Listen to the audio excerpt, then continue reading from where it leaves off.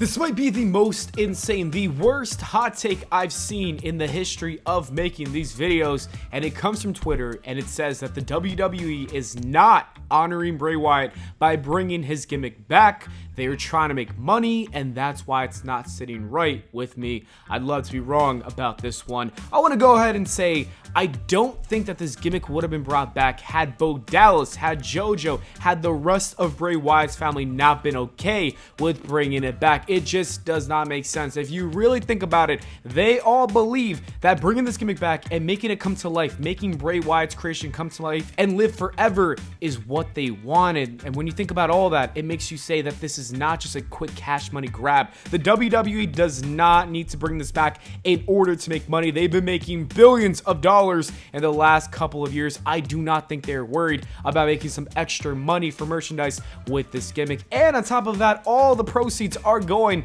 to Bray Wyatt's family and taking care of them. So I just don't understand how you can have a take like this, a hot take like this, and be serious about it. I think this is just an insane and bad take, and I gotta say that I completely disagree with it. The next hot take comes from Bullet Crazy, and they say Chad Gable cannot lose again, or all hope is lost. My bro, do you know that the guy is not alive? He's been murdered, man. He's gone. Chad Gable can't lose again because he can't wrestle again because he's donezo. The White Six took care of him.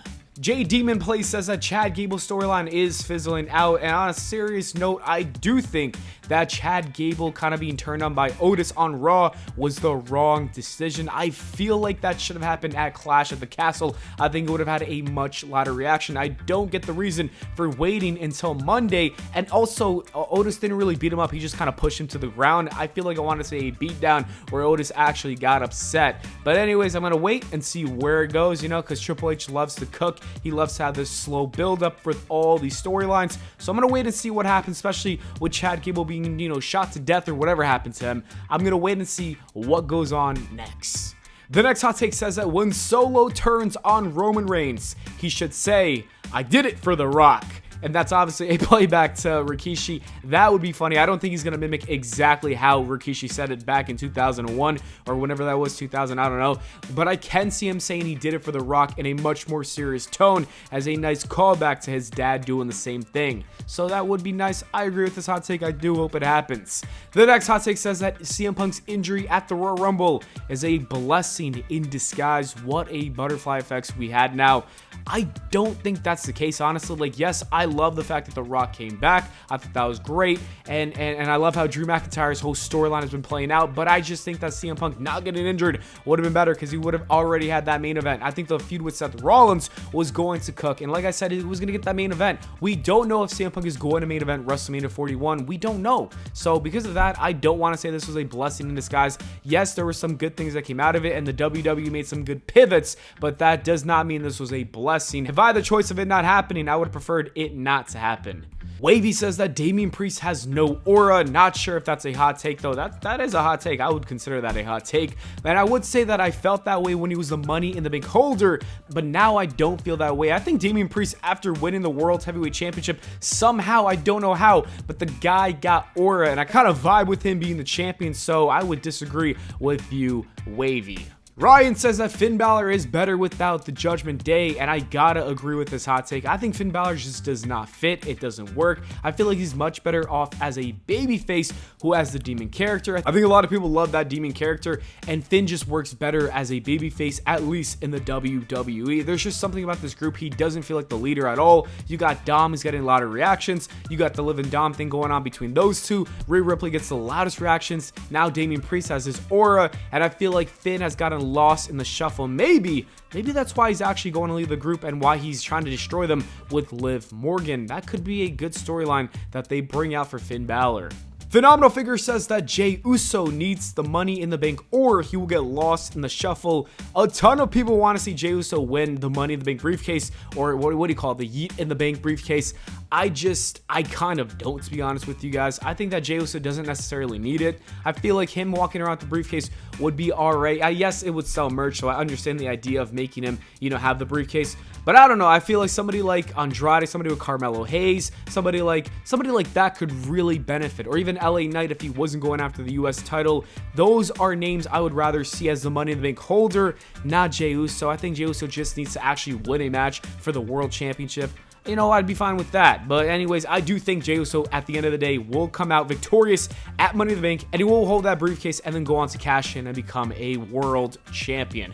The next hot take says the 5-match PLE does not work. As we know, Triple H, when he was booking NXT, he would always do this. He never overbooked. He would only have 5 matches at most, and a lot of people liked it with NXT, but they're not loving it with the WWE, mostly because there's so much more talent in the WWE, and they feel like because of that, so many people are left off the pay-per-view not having matches. So I understand the concern, but I do want to defend it just a little bit. I feel like the fact that they're having a PLE every 3 weeks kind of doesn't make it too bad, because every 3 weeks is kind of quick, so you don't want maybe 9 matches at all the PLEs. But I do want to say 5 is kind of a little too little. I think the perfect number would be 6 or maybe 7 at most. At least 6, 7 at most. I think that's the sweet spot. So Triple H should start looking into changing the 5-match PLE into 6 or 7.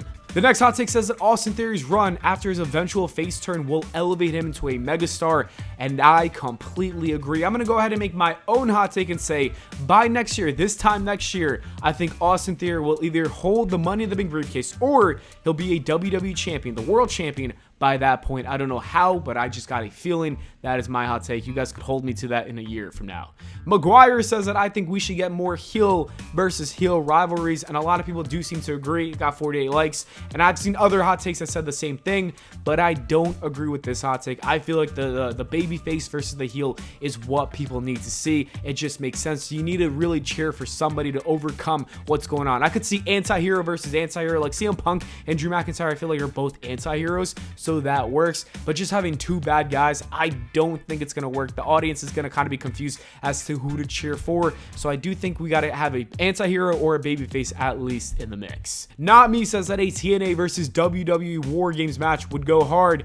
Maybe this was a decade ago. I don't know if I feel the same way now. I just feel like TNA's top stars don't really compete with the WWE top stars. I wouldn't mind seeing a War Games match with the TNA guys and the NXT top guys. That sounds like a lot of fun. Speaking of Survivor Series, Juan says that I miss the old Survivor Series, and I do too. The traditional 5-on-5 tag team elimination matches are better, in my opinion, than the War Games matches. I kind of don't even want to see the War Games. I think they should bring that only for specific matches when they really need to bring it out. I feel like forcing people into it kind of doesn't work. It makes it feel a little overbooked. It makes it feel a little too corny. Also, at the end of the day, I really don't even like it too much. I feel like the fact that you gotta wait for everyone to get in the ring kind of just slows things down and it's kind of boring until everyone's in the ring, which makes it very hard to book these kind of matches and make them enjoyable for the long haul. So I want to say bring back old Survivor Series and only use War Games, not even at Survivor Series, but just whenever you need it. Whether if it's for SummerSlam, I don't know, or Raw, I don't care. Just don't use it at Survivor Series and make it a staple of that PLE. The Art King says that Michael Cole and Pat McAfee are the JR and Lawler of today.